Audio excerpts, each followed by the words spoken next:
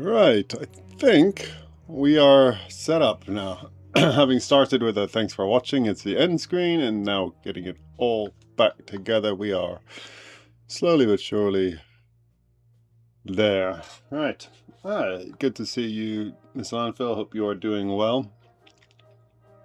It's nice to be back. Yesterday was a lot of fun.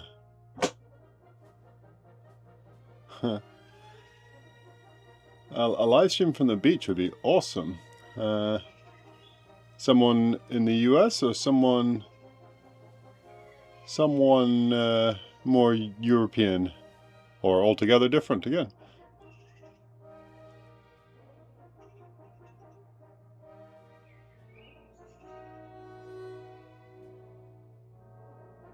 Because if you're making a joke on my name down here, I'm not live streaming from the beach, but I am releasing the video from yesterday tomorrow at noon.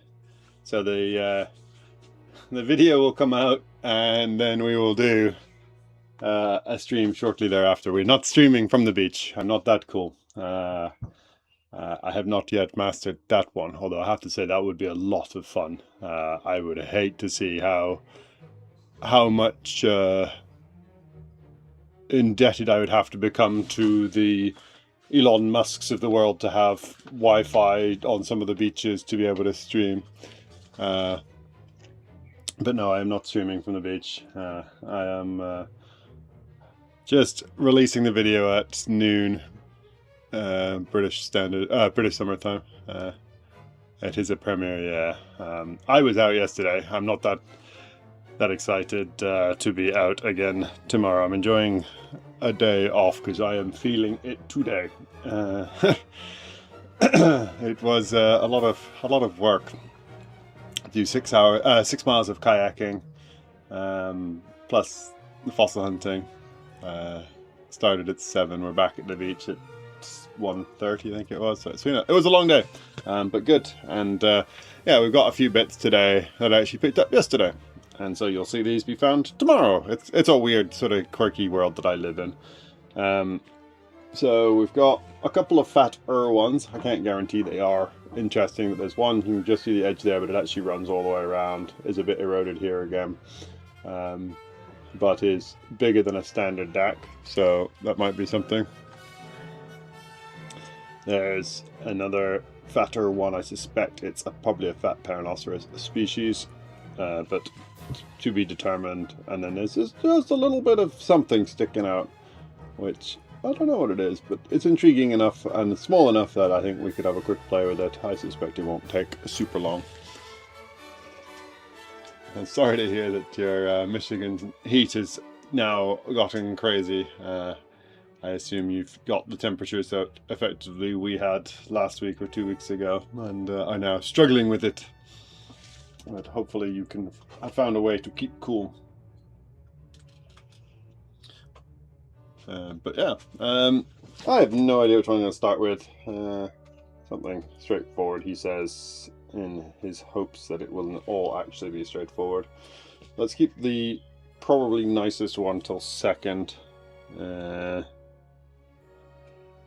Yeah, we'll see how we get on. Might do both of these first, if that makes any sense. But do this one, then do this one, and then the other one third. And so hopefully we can get through a few of them today. But yeah, I still not finished other things, so that one has not advanced any. I spent all of this morning editing the footage from yesterday for tomorrow's release. And yeah, we have something like 2.5 hours worth of footage, mostly kayaking, which was lovely. And we saw some cool things. I won't spoil too much, but it was a long time looking through the footage to try and trim down the bits that were not necessary, or fast forward at least, so that you basically time lapse rather than come along for a live paddle. I'd also had to completely override all the sound because we were just chatting nonsense the whole paddle there and back. So yeah, it's now, instead of 2 hours, it's down to 20 minutes. So it's, a lot of editing.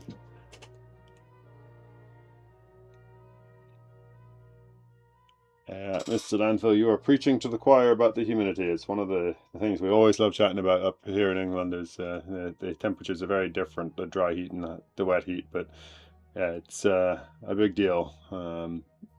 Even to be honest, even just getting used to the heat is a big difference. So when you spend a long time in the warm temperatures, going back to what you consider a pleasant temperature now, it's so different. So I grew up in a place where sort of 90 Fahrenheit wasn't uncommon every day through the summer.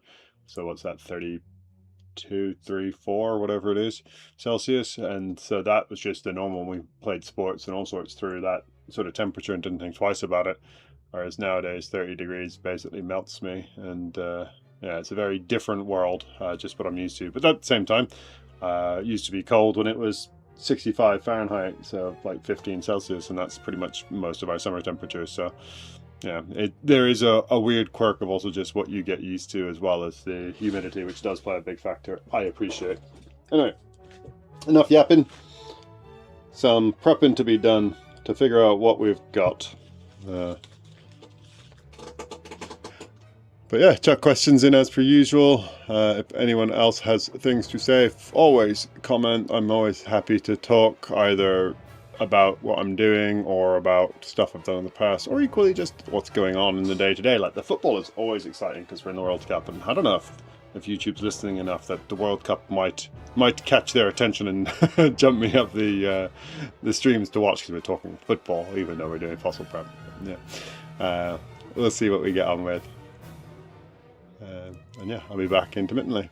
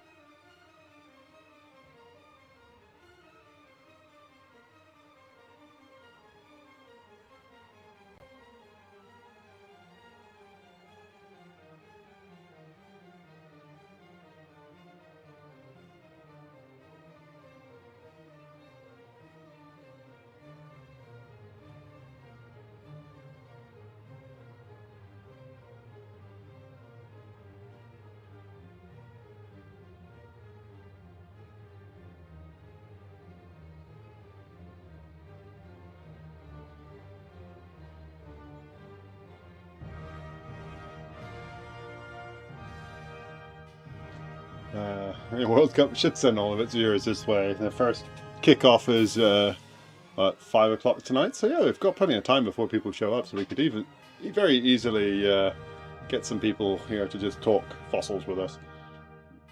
Hey Katie, bleh, sorry. Hey Katie, how are you doing?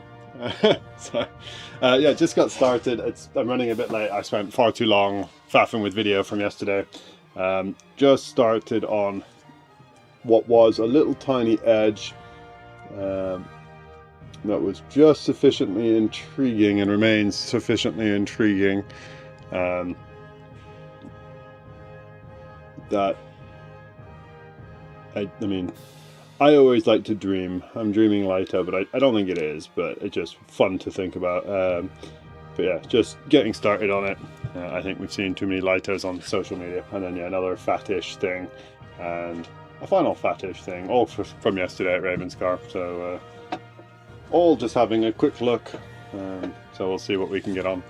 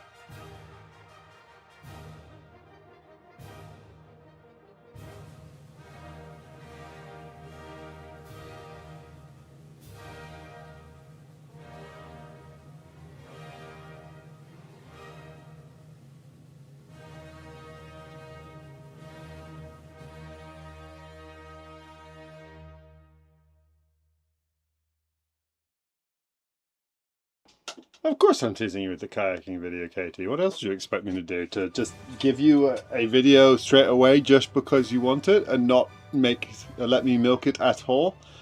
Yeah, you'll have to watch it. It was great fun, honestly. I would probably do that as much as try and venture through the ferns or across the front this time of year. It was just a lot more relaxing. It was a lot more relaxing and a bit of a pain in the butt getting the kayak back up the hill at Boggle Hole, but there was a solution that gets a car partly down the hill, and that's a lot easier. But yeah, you'll have to just keep an eye out and see what we find. Yeah, this one, the ribs are just weird, but they don't have the sort of light of sort of, I don't know, secondary, like sort of sideways wiggling. I want to say fimbriae, but I'm not sure if that's the correct term. But it just doesn't look right. But I'm 100% sure I'm reading far too much into something that isn't there. But yeah, I have to say also getting a view of the coast from the sea, much more exciting. And the dolphins. I mean, oh, I spoiled it. You'll have to see.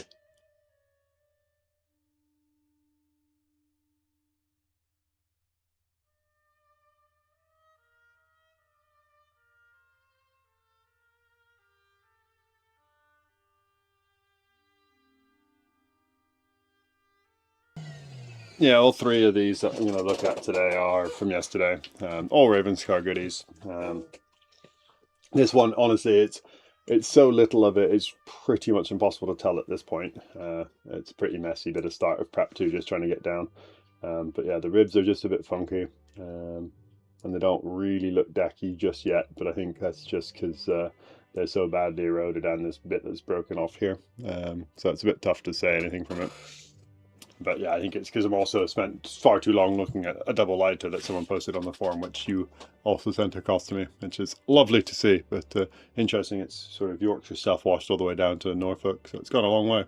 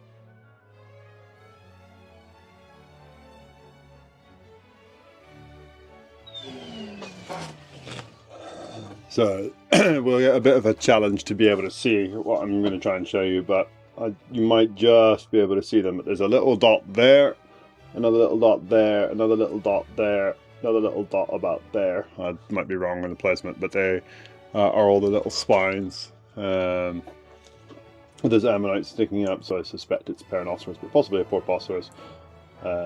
Just showing through.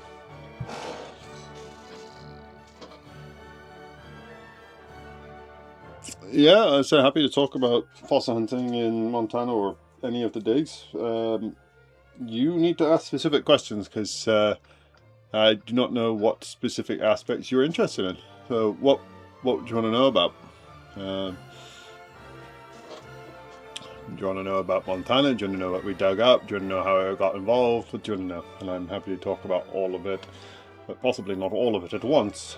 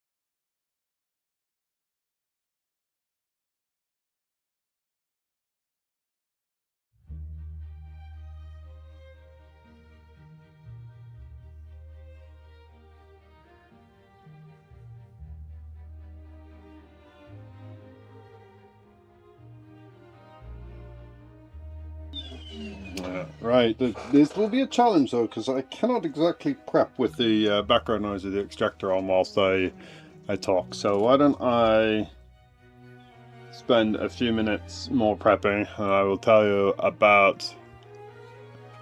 I'll tell you about Canada, which I think was probably my favourite, and I've had some very good ones, and they all are fantastic in different ways. I'll tell you about a bit about Canada in say 20 minutes. How about that? I'll have a talk at the 2 o'clock break, and then you can ask questions about it, but get some questions preemptively ready if you want to know anything specific.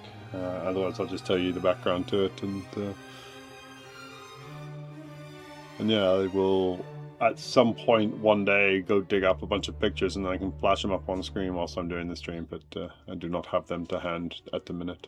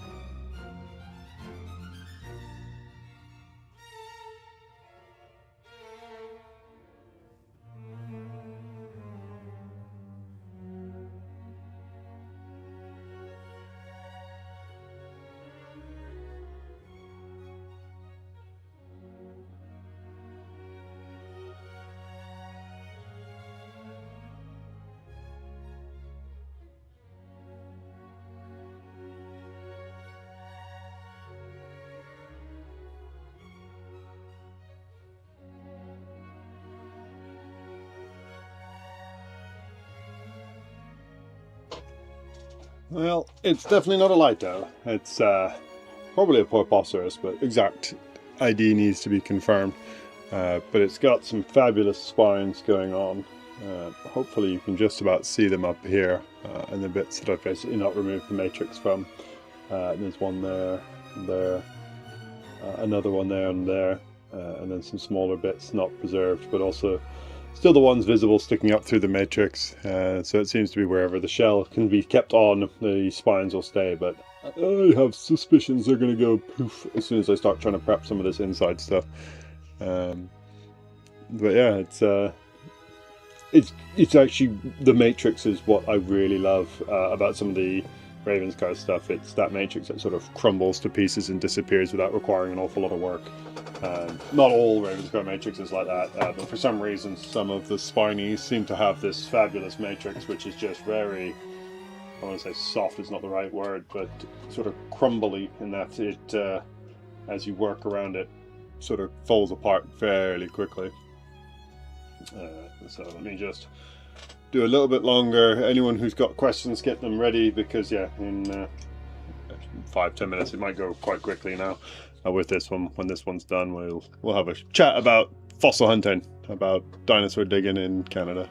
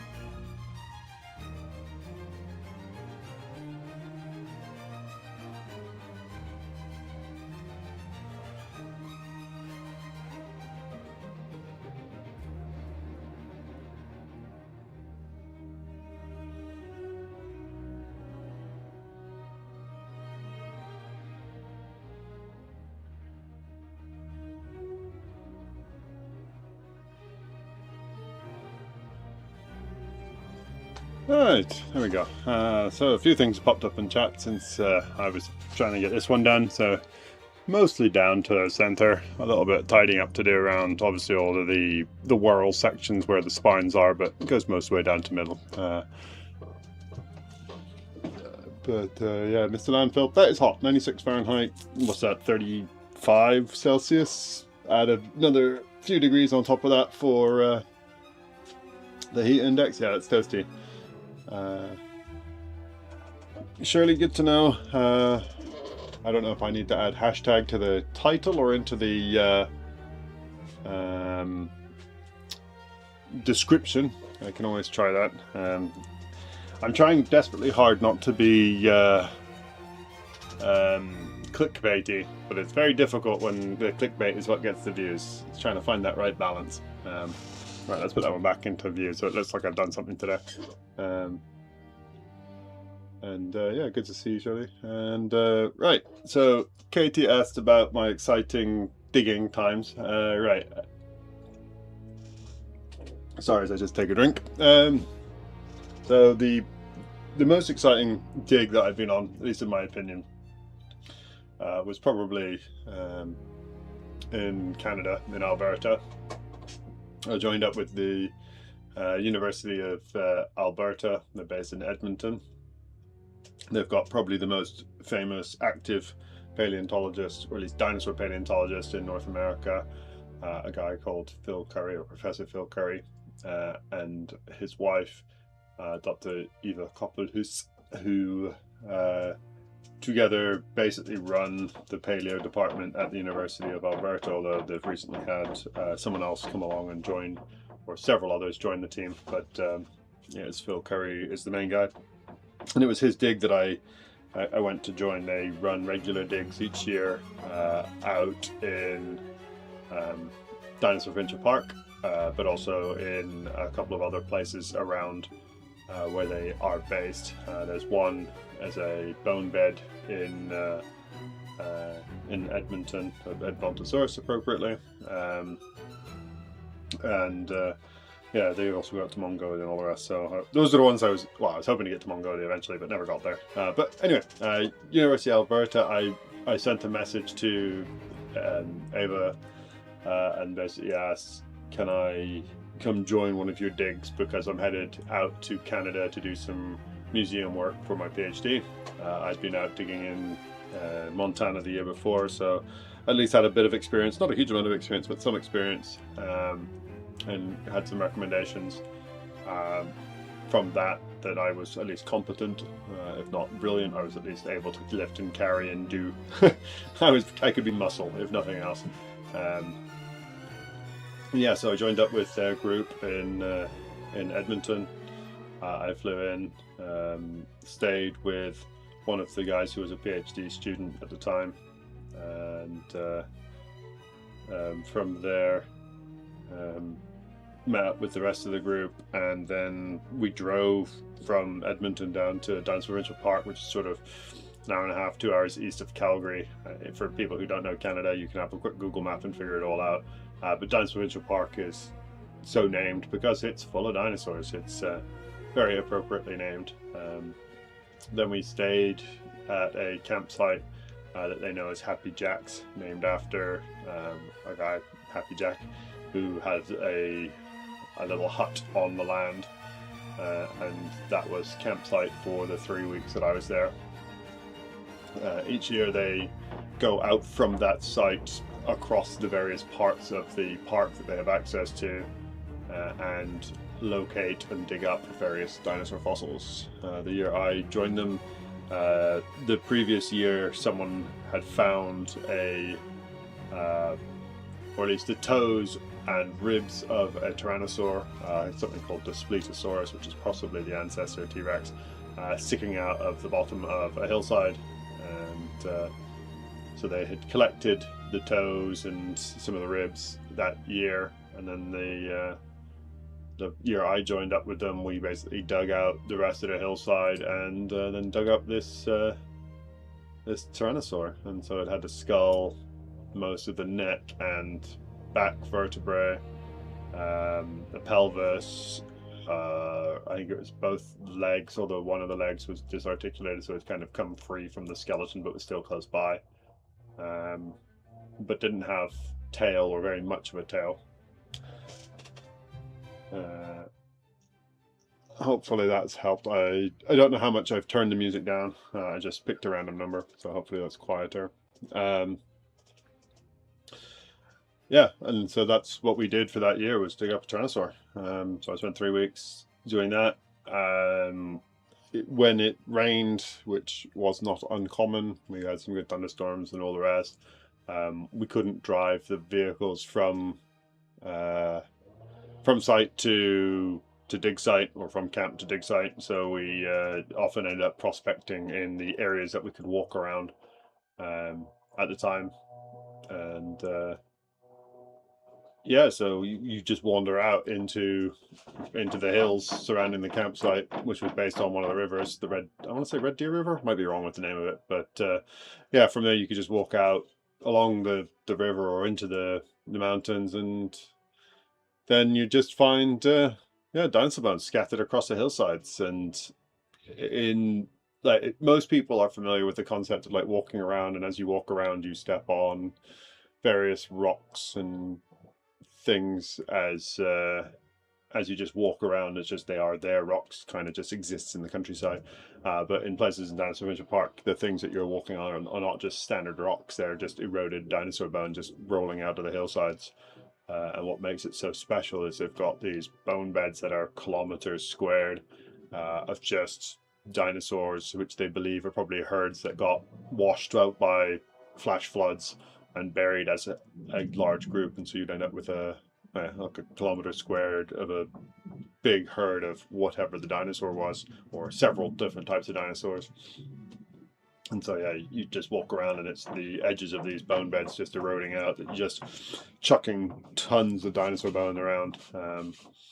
But funnily, the Tyrannosaur we dug up, nothing to do with any of the bone beds. It was a completely isolated skeleton. But yeah, I found a Tyrannosaur toe. I've got a raptor claw. Or if I say I found a raptor claw that ended up in the collections, and was actually one of their specimens that got 3D scanned and was in one of their teaching free dinosaur lecture series that they delivered. I don't know if they still do. Yeah, it was a hell of a place to be. I had my birthday out there. Which birthday was it? 23rd? 4th?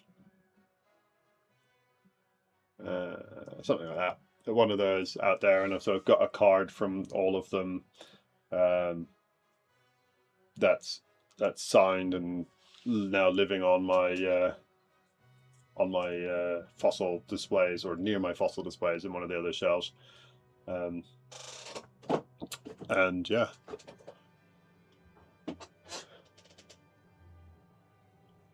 No, it doesn't look like it did millions of years ago. It's very different. It's what they call Badlands. So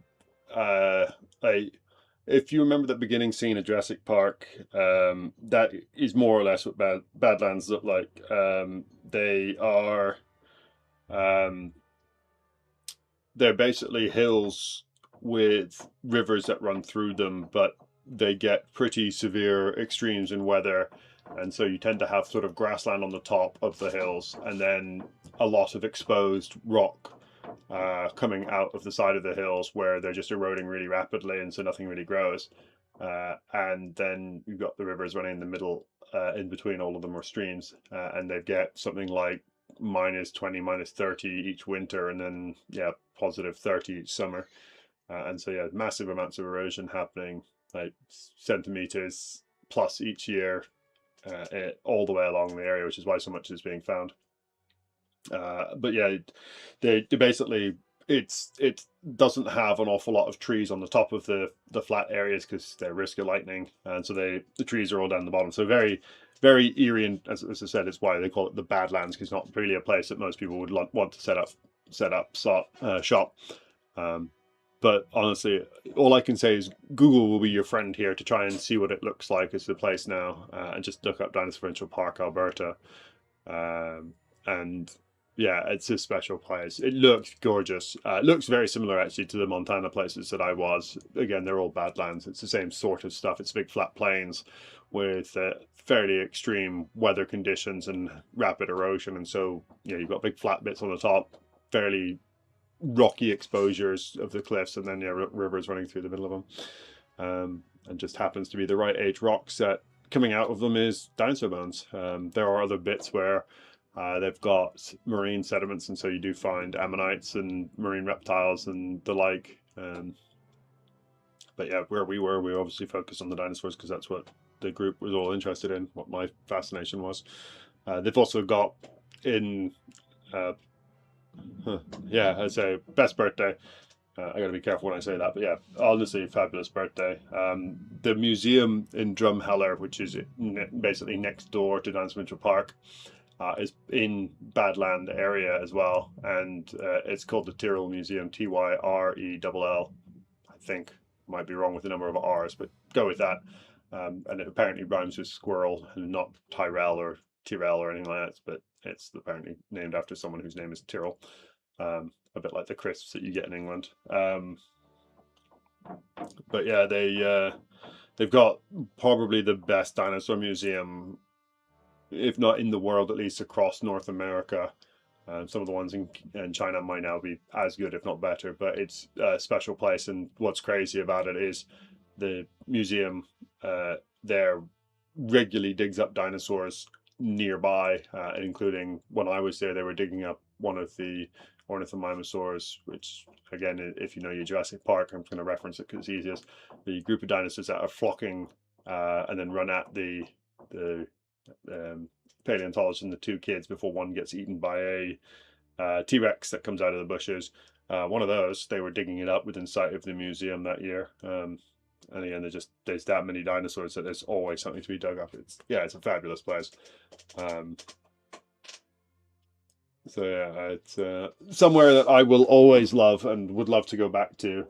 But it's a bit tricky to get onto digs now. I'm no longer a student. Because a lot of places, a lot of places will quite happily take students, undergrad, PhD, masters, whatever, as long as they are doing something associated with paleo, and you can get onto free digs. But once you are out of that realm, it's very difficult to get on a dig without having to pay to get onto it. But yeah, the University of Alberta, as far as I'm aware, still do regular digs. Museum of the Rockies, who I joined in Montana, still do regular digs. There are several others that do digs and always look for volunteers, but I think it's very tricky to get onto them now, especially if you're not an academic and definitely not a student. Yeah, so that was 15 minutes of me talking about Dance Central Park, but honestly, I'll get some pictures up later. Well, not later, but at some point, I will get a folder of them all so that I can show you in real time and talk you through what's going on. And yeah, it's just a fabulous place.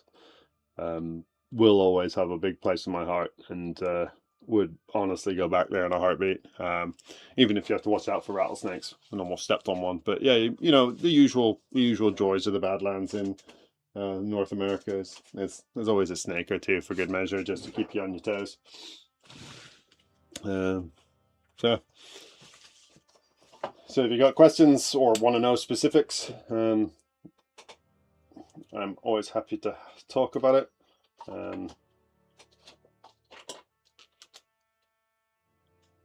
And I have no idea what my volume was set at prior to this, so we'll see if Control Z works to turn that back up. There we go, it does work. And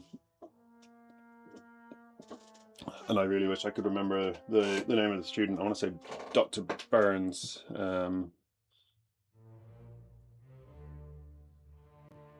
But I might be wrong.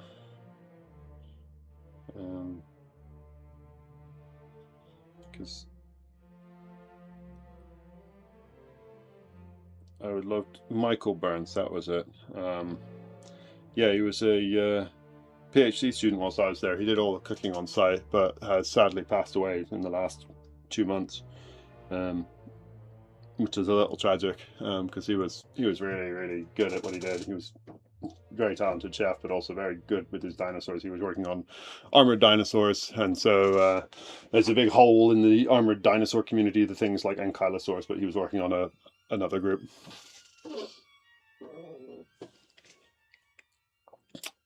Yeah, honestly, if you want to go see a dinosaur in the wild, that may be the easiest place to do it, and you don't have to break the law to do it. You're not allowed to collect and dig them up, but you just walk around in some of these places with permission, and you just find the bones sticking out of the cliffs. And there's not an exaggeration. There are just bones sticking out of cliffs. And so we dug up various skull bones. I dug up a turtle with Phil and Ava.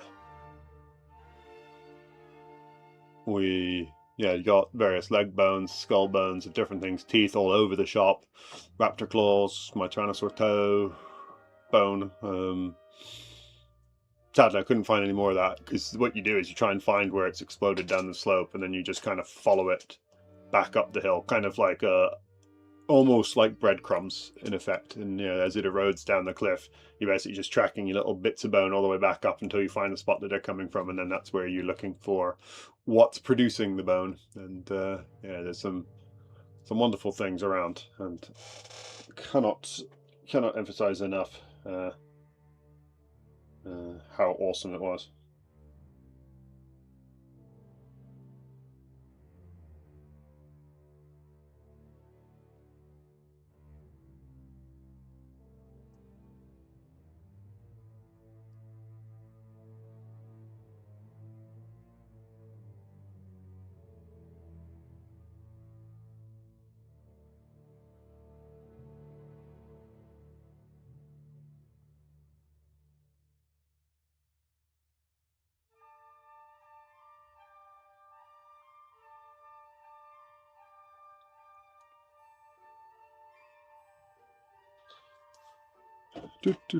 So yeah, right, I'll get on with the next bit. So I was just getting an update on the fish fossil that's off in prep at the minute, or say in prep at least, being looked at. There's concern it's not as exciting as I'd first hoped, which would be disappointing if that's the case, but we will see. Yeah, if you've got questions about any of it, just give us a shout, and otherwise, in the meantime, I'll get on with this fat thing.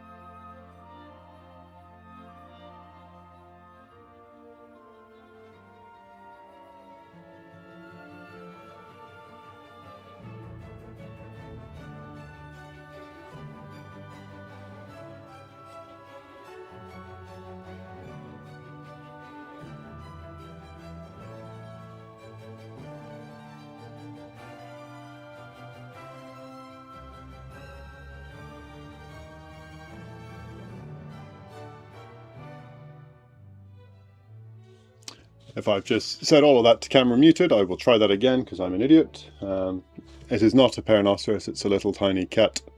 You can tell by the nodes, there's a little spine there. It's hopefully just visible.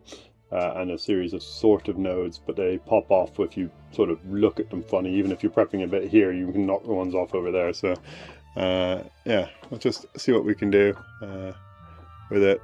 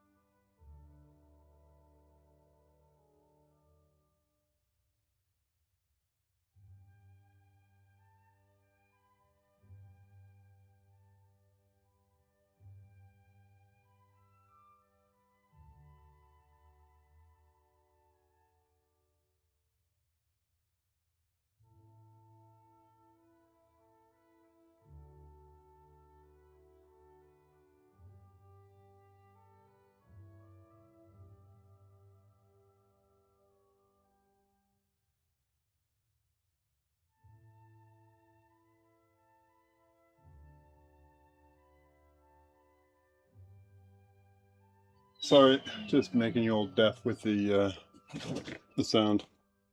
It needs some tidying, but a bit of a weird one, because right in the middle looks like there's a shell. There's a big flat bit of calcite, which I think is a shell.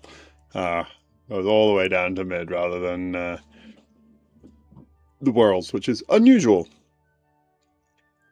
But yeah, so it needs a little bit more tidying, and then a little bit of beeswax to cover some of my sins. But I wondered why it was so damn difficult, and it turns out it's because there's another thing going on in the middle. That's yeah, just a bit weird. So yeah, the whirl, you can actually track the whirl coming around here, and then it has a sort of break here as you hit the first bit of this shell, and then it continues around the outside, and then it disappears again and underneath it, and then that shell just sits across the whole center. Different.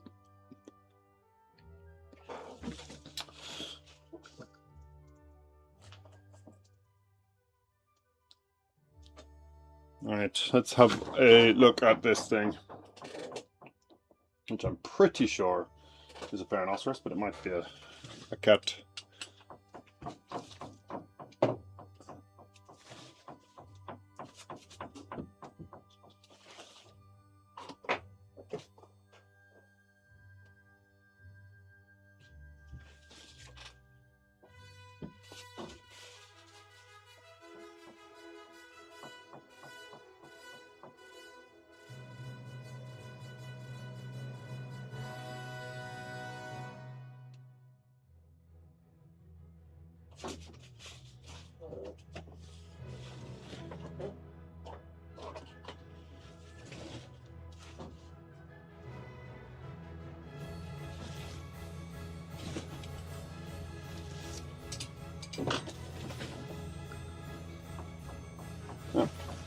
I was in the middle of unscrewing that and then promptly forgot that I was unscrewing it and screwed it back in.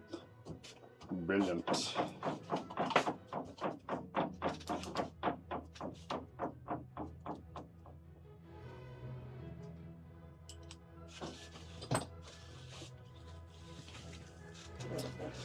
Right, this fat thing, let's have a look at it.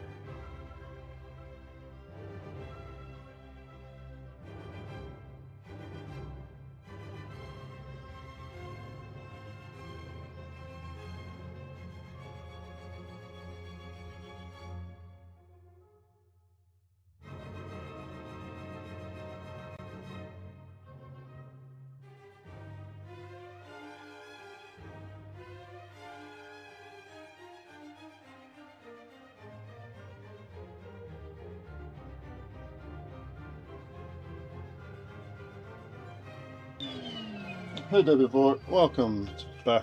I know it's hot as heck for Mr. Landfill, but thankfully in England it's still not terrible. And you've missed what I think is a porpoiserous, oh it's a little one now, and a bit of a little cat that I picked up yesterday at Ravenscar. Cat I think has a little shell in the middle. Yeah, cracking on with one of the fat-bodied Paranoceros. So hoping to just get down. Annoyingly, it's one of those that I can see the spines, and as soon as you see the spines and pop the next bit of matrix off, all the spines disappear.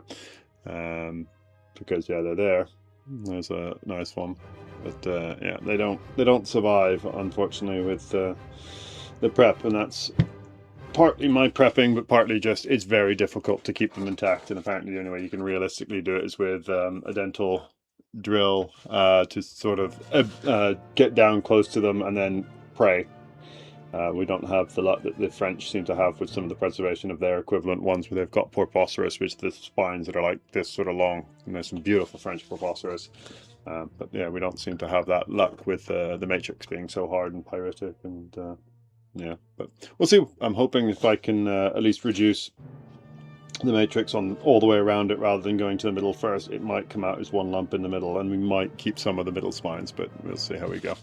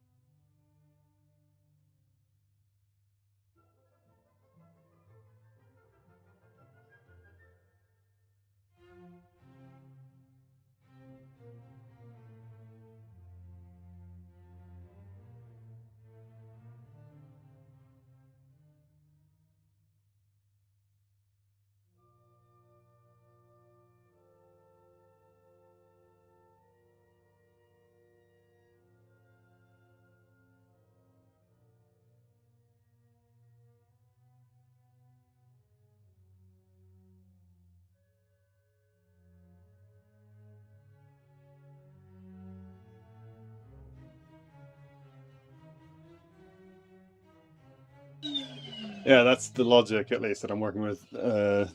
It's sometimes works, sometimes doesn't. I mean, I don't know how well you can see with the camera, but there were 1, 2, 3 spines just visible there that have already gone. It also just, I mean, sometimes you can get it so that this matrix, it sometimes fractures, and I posted on Insta quite a while ago, but I put it in one of the links in live chat at one point, was that I had one that did basically the matrix fell apart on, and the spines are all perfect all the way down to the middle. Obviously not the outer world, but the middle ones are all perfect, and not because I'm a fabulous prepper, it's just sometimes the matrix does that. So yeah, that's why I'm just going to again try to just work around and then see what the middle might do. If it's not then adhering itself to the outer whirl or the outermost matrix, and hope we can see. We might get lucky.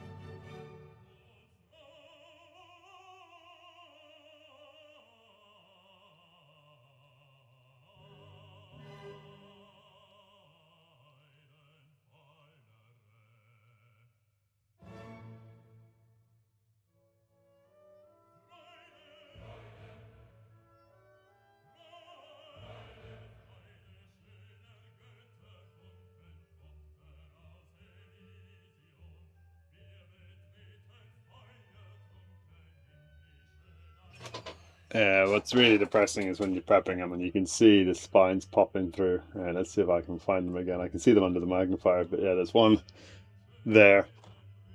There's one there, and they're just visible. Since that's the ribbing there, and so they're just visible above it as they go around. But yeah, that's the sort of length they are. They're long, slender little spines, and they don't like existing, sadly. Or at least don't like existing outside of their matrix. They love being in their matrix, but that is unfortunately not a good way to display them, is just a rock. So yeah, we'll keep working, see what we can do.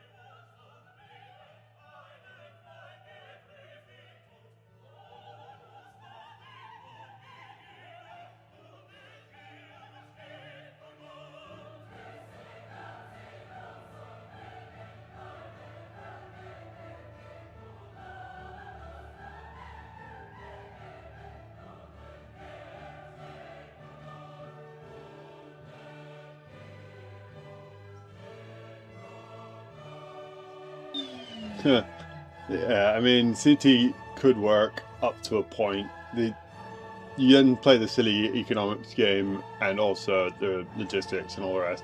The biggest problem with a lot of this is the matrix is full of pyrite.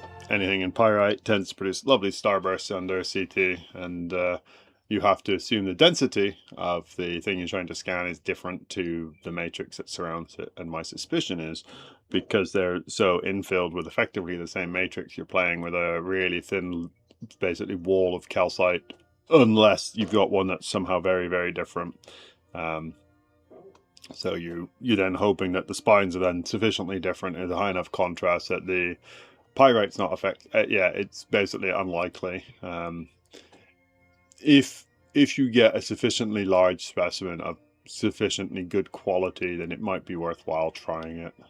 But basically, the torsion stuff from Yorkshire is it's not ideal for playing with in CT scans in general. And I'm not sure much has been done with ammonite scanning. I'm sure someone's tried it, but I've never seen anything published about the Yorkshire stuff really, so I have my doubts.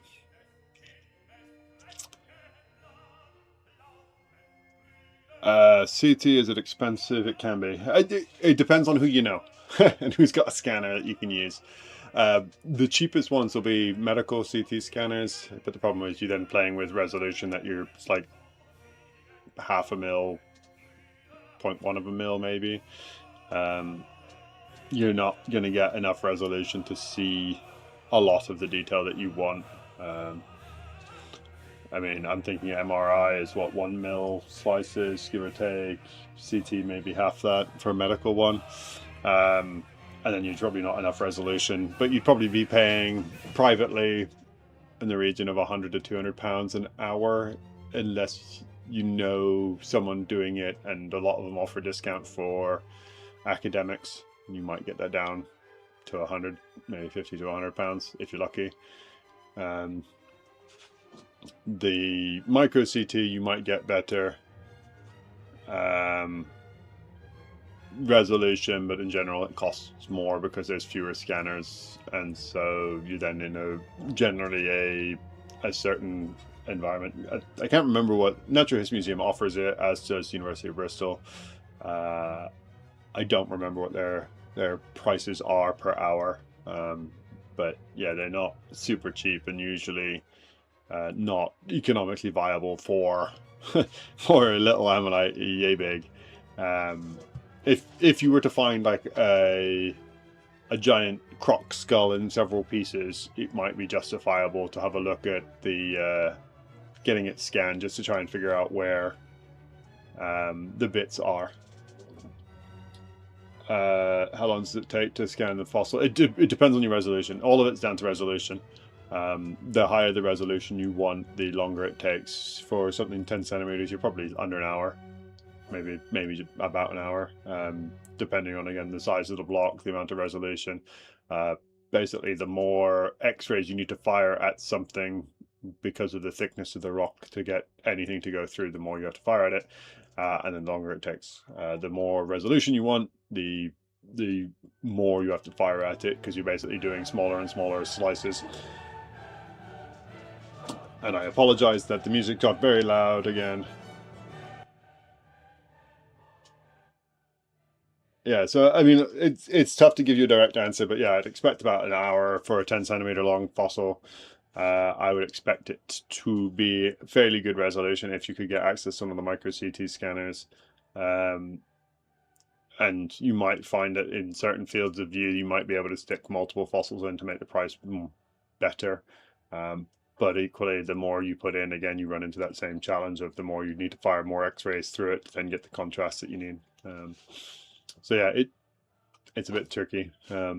I have a friend at the University of Bristol who runs the scanner there, who could probably tell me more detail and give you a better answer than that. But yeah, just assume you'd probably be paying 100 to 200 pounds for an hour for a 10 centimeter fossil. So is it worth it? Maybe for certain fossils. Is it worth it for one like this? Probably not. There are plenty of fossils that have been scanned. I've worked on a lot of them. They're usually really useful for scanning things that are too fragile or too difficult to get inside or impossible to get into. So they often do it for things like brain cases or internal structures within skulls, which you basically just can't prep out easily or ever, depending on the matrix. There are some sites in Scotland where the fossils themselves have basically dissolved, but they leave hollows, very much like the stuff at Pompeii, where the bodies once were, and so these holes can be then scanned. Not Rhiny chert, no. Crud. It's like early crocodilian stuff. And I forget the name. Although Rhiny chert stuff has been scanned, that actually goes through a synchrotron, which is a giant particle accelerator, and with the energies involved in basically spinning the particles up to near light speed, say 80% of light speed or whatever it is, it's ridiculously fast. The particles chuck off X-rays as part of their thing, and they produce very high energy but very consistent energy. So whereas it's a bit like a laser in effect for X-rays in what it does, it produces a very high energy, very focused amount. Yeah, I mean, oh yeah, okay, so I'm with you. For not the voids, yeah. The Rhiny chart's been scanned. So that actually got done by some people at the University of Bristol, and they put it through the synchrotron. When I was there, I was a PhD student. I have no idea about some of the other stuff, but I know it's definitely been done. Or at least some of it has been done, and I'm sure there's a lot more has been done since. But yeah, the synchrotrons are the new up and coming thing, and because they are usually government funded, you can actually get access to them for free, but you have to fill in basically a research proposal to get access to them, and there's a fairly good chance that you'll be scanning at 1 in the morning or whatever.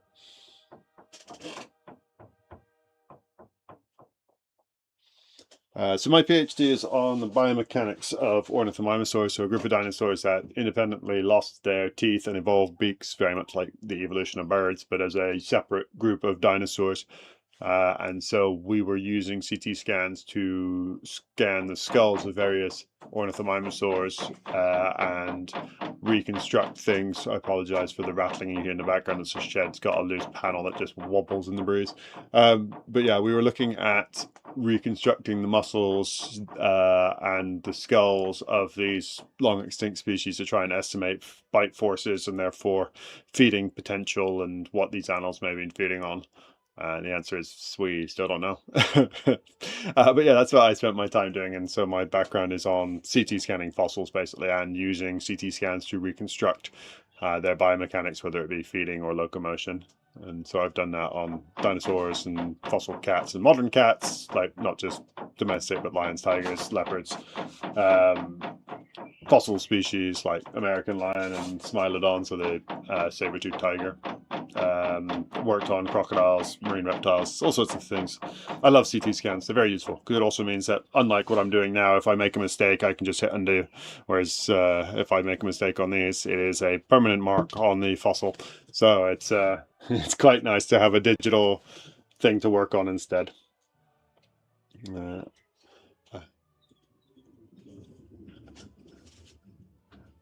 Say we still don't know is the motto, but at least we've reduced the things it works on. But basically, they've got the dinosaurs have basically no bite force, so they're probably not feeding on anything that involves a lot of force required, whatever that happens to be.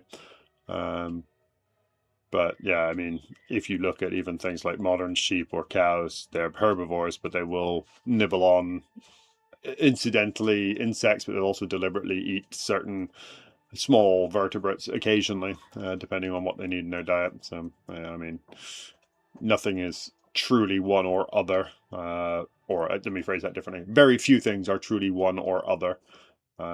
Most carnivores will get some level of plant material, whether that's incidental or not. But yes, nibblers more than chompers is a good description. And yeah, we worked on. I've worked on what was the biggest pliosaur at the time, which came out of the south coast. Not as big as the one that is now in the Etches collection, but it was a very big one. And again, it had massive muscles. It produced a huge amount of force, but because its skull was so big, it actually didn't have as high a bite force as expected. But yeah, I was going to say facultatively omnivore. I'm not sure faculty. Yeah, I mean, most things do. You can obviously find some exceptions, but again, a lot of it's incidental. But it's very rare you find something that doesn't have a nibble on one or other, depending on what it needs. But yeah, so yeah, that was what my PhD was on, and then yeah, postdocs were cat locomotion and dinosaur and crocodile evolution and locomotion and various projects since, and most recently was human feeding in a medical understanding, but it also had implications for fossil hominids and their evolution as well. But yeah, if anyone ever gets free or has scans or something and they want me to have a look at, always happy. It's how I actually got to know Mam Lambo from YouTube. If you don't know him, check him out. New Zealand fossil hunter, does some really cool stuff down there. But he got some whale teeth scanned and basically had done nothing with them. And I said, if you're not doing anything, you want to send them my way and I'll have a look-see for you. And I just like looking at scans of fossils. They're really cool. You can see a lot of stuff in them usually. Even if it's not great resolution, you can always tell some more. Well, I say always. Often tell some more if you got a block that's too big or too pyritic or less. Yeah. I do have an academic background, yeah, PhD, postdocs, lectureships. Recently left academia as of the 1st of April, well, 31st of March, I guess. So yeah, I've got a very different background to a lot of collectors. That doesn't mean I'm an expert by any stretch of the imagination on anything you see me doing. I am still very much learning preparation. I started when I was a PhD student, but didn't do very much and have not done very much since. Likewise, I am an expert in biomechanics and dinosaurs and all the rest. Not an expert in ammonites. I am still learning them all. But that's also part of academia as a whole. Like, there's no way you know all of the dinosaurs or all of the things because there's just too much. And increasingly, when you're putting in 10 new species a year, yeah, how do you keep up with it?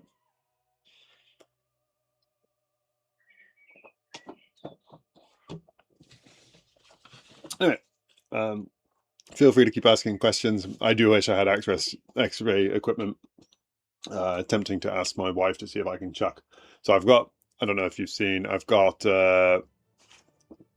a starfish block, and one of the starfish legs is not exposed because it's gone underneath another one, and so we don't know which direction it's gone. And so I'd love to just be able to get an answer on where it's gone and see if we could prep it out. But the challenge is prepping it without prepping a massive area to find it. You might go straight down and be on it perfectly the first time, but if it's, because the legs basically do that, but they could go any range from basically that way all the way across that way, and so you just don't know where they go. And they can also do wiggles and all the rest. So yeah, I'd love to know where it's gone and if we can see it, and then that would be cool just to get it finished up and prepped 100% of the way. But yeah, it turns out a lot of these things are very expensive, but also require an awful lot of health and safety approvals to get access to things that are radiation, unsurprisingly.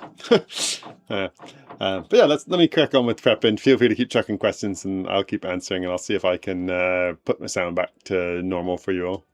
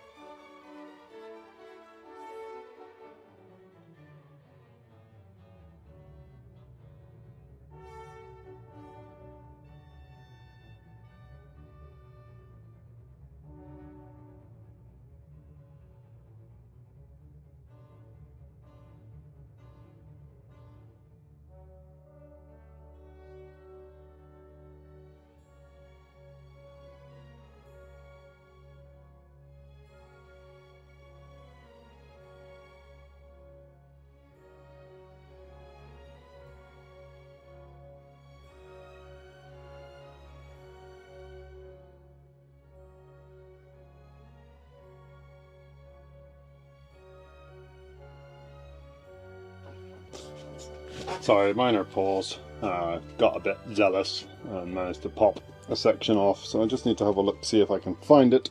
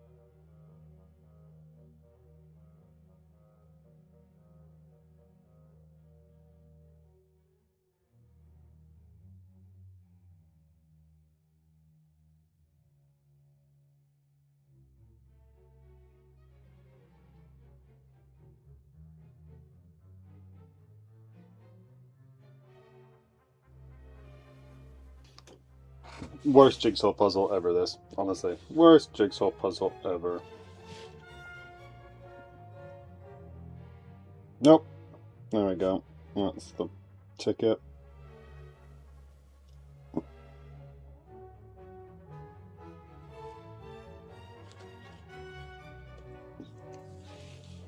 But just a little tiny shard.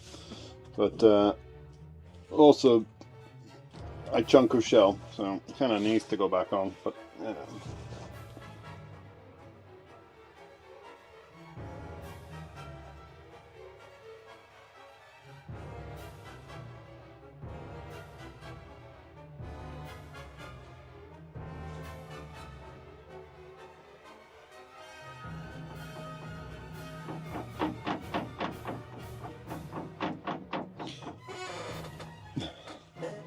But yeah, it's a silly game this to play, of like finding it's a shard amongst the shards, and thankfully the box was cleaned out before I started prepping, just to avoid having that issue of even more shards. I feared. Damn.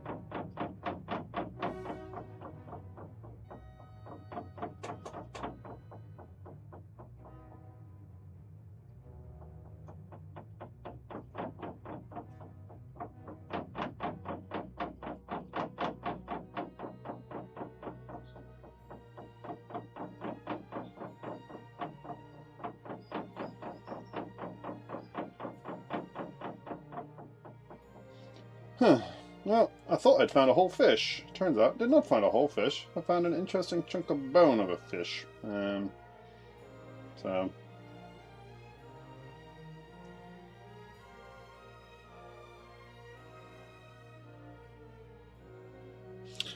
But yeah, one of those that disappointed it's not a whole fish. It looked really exciting, but I was clearly wrong. But yeah. I'll have to figure out what it belongs to. I would say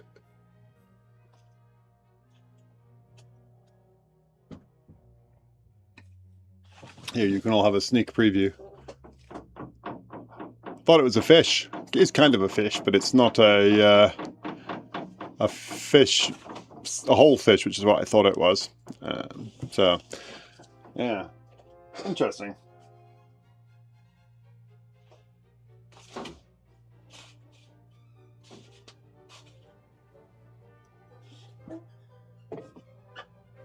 But yeah, I would have much preferred a whole fish. That would have been a much better find, but alas. Anyway, back to this ammonite. Yeah, I think it's a skull bone. So we have a giant sturgeon in. Oh, hang on, I can drop the sound being ridiculous again.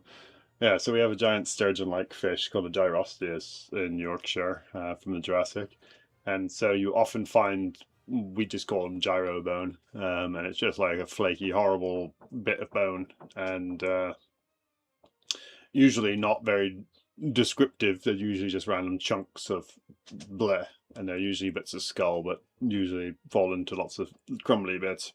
That one is likely to be part of a skull bone, or is a skull bone, I suspect. So I'll have to have a bit of a poke around in the literature to find out what it belongs to, or at least when I say what, where it belongs. But yeah, I was hoping when I picked it up that the little bits sticking out the bottom I thought were fin rays are not actually fin rays. They're what I'm going to guess are like digitations for sutures, so how they would connect to another bone. Interesting, but not quite what I thought it was, and definitely not as rare, but still interesting.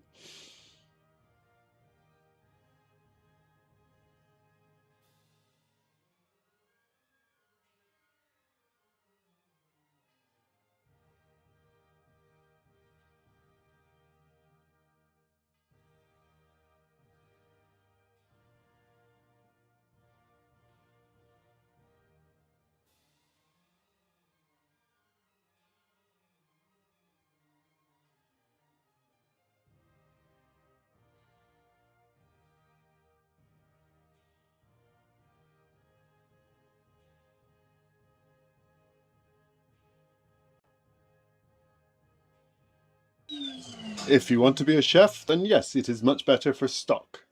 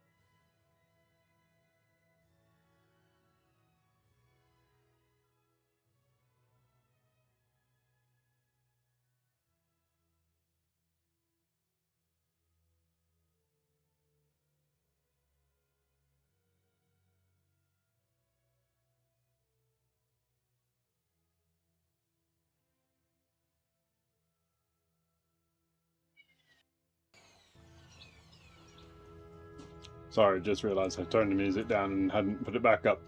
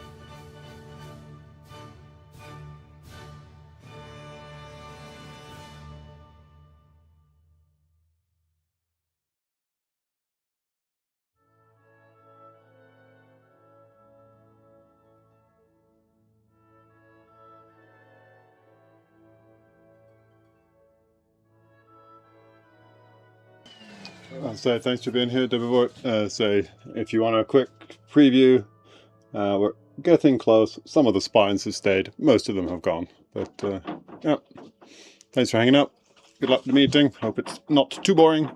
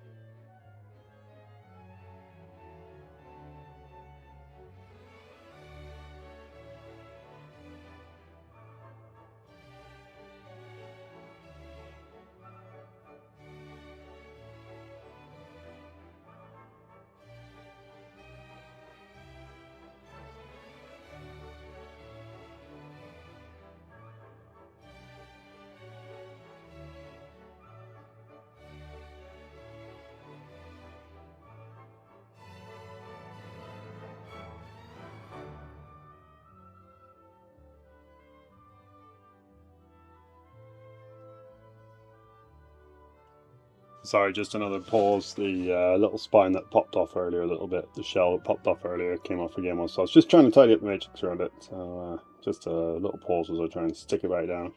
It's fairly good odds that it will never go back fully, but going to try.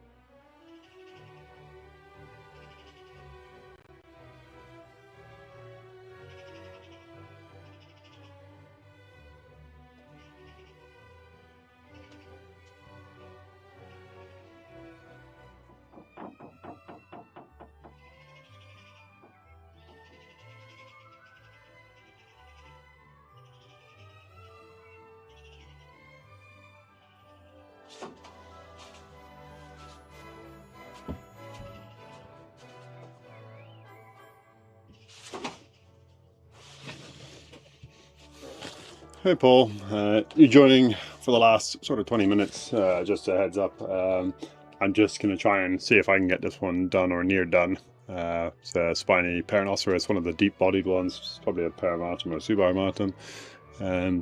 I had a quick look at a couple of others. So it's probably a Porposterus, needs a bit of finishing, and a little cat also needs finishing. All came from Ravenscar yesterday, video coming out tomorrow. But sorry to say, minor pause was I super glued down a little spine that decided it wanted to come away with a bit more shell than I would have appreciated. So I'm just letting that dry whilst sorting things out.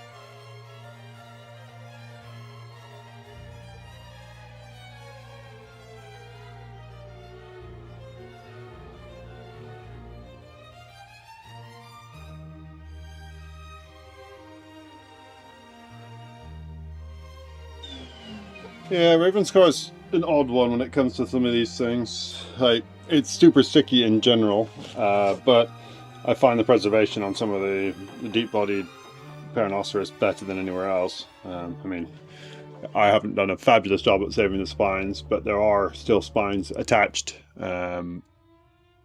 despite the fact I've basically just done it in, less than an hour. So there's stuff there that is well preserved, and sometimes it's just got to spend the time.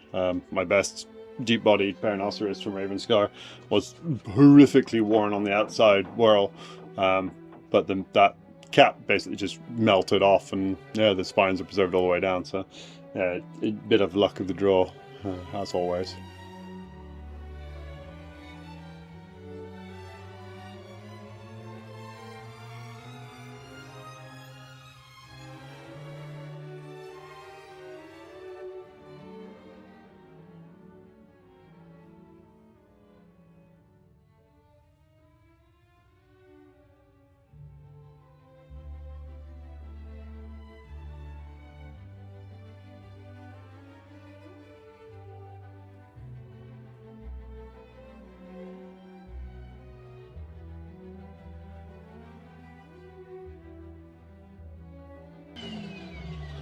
Hyping which video? Sorry, Shirley.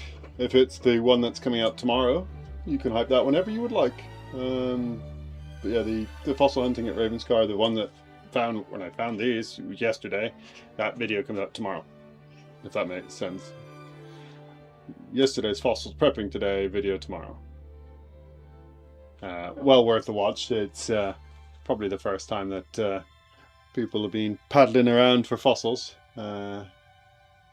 I might be wrong, it may well have been done before, but I don't think I've seen anyone else do it on at least social media, so yeah, feel free to hype it anytime you want. I will be watching live at 12 o'clock tomorrow, British summertime. Adjust your times appropriately.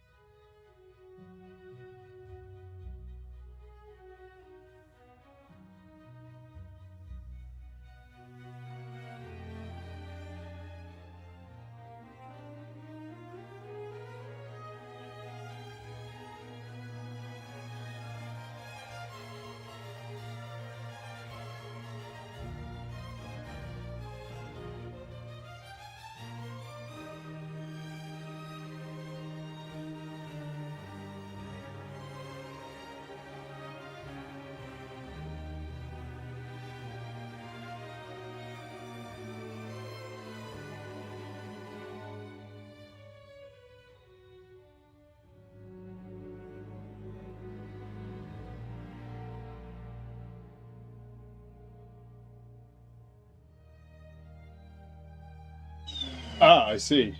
Probably still quite a long way away. If it's one that requires 3,000 watch hours a year, I'm at about 2350, I think, give or take. So yeah, it's still 600 plus hours of watching away. So make sure you're all liking and subscribing and pressing the notification button. And if you're really enthusiastic, feel free to leave the videos running overnight and all the rest. But obviously, do not do that if it's going to cost you money that you're upset about.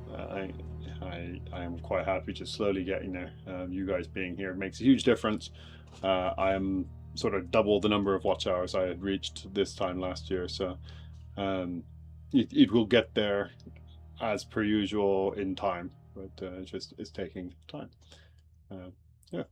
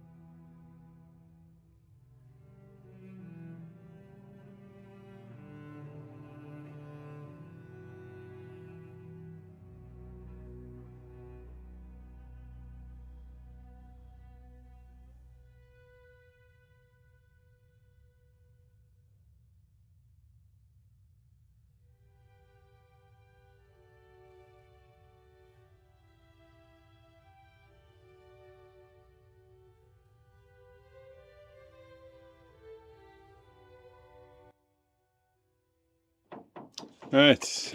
I don't know how quiet this music now is, but anyway, we'll get the gist of it. Yeah, middle's a bit scruffy. Some of it's me, but some of it is a little calcite, second sort of skin, which I don't know how to get rid of with just a pen without dinging the lot of it to Kingdom Come. But we've got a few spines still in situ on at least the second whirl, and there's a few lower down, which I don't think there's any chance of prepping them cleanly, so I'm just going to leave the matrix in between. But yeah, they'll need a tidy up around here just to get this down to an acceptable level. But I think that might be where we leave it for today. I think it's a subarmatum. I can't remember the difference between the subarmatum and the paramatum, but yeah, we've got a trio of the Ravenscar Spinies, by coincidence, not by deliberate choice. I wouldn't have known it in advance. But I think it's Porposaurus on this one. Will need confirming by prepping further. A little cat with a shell in the middle, and a little Paranoceros. All different, all from Ravenscar, all needing a finish, which I will try and get done off camera. It may not happen tomorrow. I've got a long list of things I've promised to finish and not yet done, but we will get there, and that is a promise. We will eventually get them all done, but we'll see what we can do. I'll be back tomorrow. I say there's a video coming out from fossil hunting yesterday. There will be me doing more prep tomorrow afternoon as well after the video releases. I'm planning to do prep in the morning, but that depends a little bit on getting all of the things in life squared away. And Paul, no, I've got no air abrasive. I am sitting in the very, very beginnings of the prep setup, and so I basically have a Maya, and that is my and a Dremel for my my smoothing. But no, I have no air abrasives, and it is on the list of things to purchase. But first I need to sell some fossils to be able to purchase it, and so that is part of what I'm trying to get some stuff prepped up for Saturday. I've got a little village fete to try and sell some fossils, and hopefully I can start selling enough that I can then start upgrading prep setup to then be able to sell more. It's a fun little circle. Until I start selling, I can't upgrade, so I can't finish things as the level I would like to. But we'll get there. And obviously everyone who is watching YouTube videos is helping that as well, because ultimately all of the YouTube channel stuff, if and when I get monetized, which I need at least, let's say, I think it's another 600 hours worth of watch time, which sounds like a lot, but that's currently the rate we're doing each month. Sorry, 300 hours each month minimally. So we'll get there in 2-3 months, depending on what videos disappear from last year. So we'll get there, and all that money from monetization will come back into the prep setup as well. And so the more you help watch, and the more you can recommend to everyone, and hype when hype buttons become available and all the rest, all helps and will help down the line. So I do appreciate it. And it is part of why I'm streaming, is to get those hours up, to get more people watching, and also to help work on my prep, because my prep skills still need improving, as you can tell from what I'm doing. But yeah, big thank you to everyone again for watching. I'm going to end that there. Feed the dog, go pick up the little man, try and get back in time to start watching some of the football, even if England are a terrible football team at the minute and not fun to watch. Can't help but support an underdog, even if everyone here seems to rate them highly. But yeah, we love a trier. So big thank you for everyone watching. We can all celebrate, commiserate on either the video premiere coming out at midday, as I said, British time, or on the stream again. We'll be back to do some more. So cheers all, be safe, catch you soon.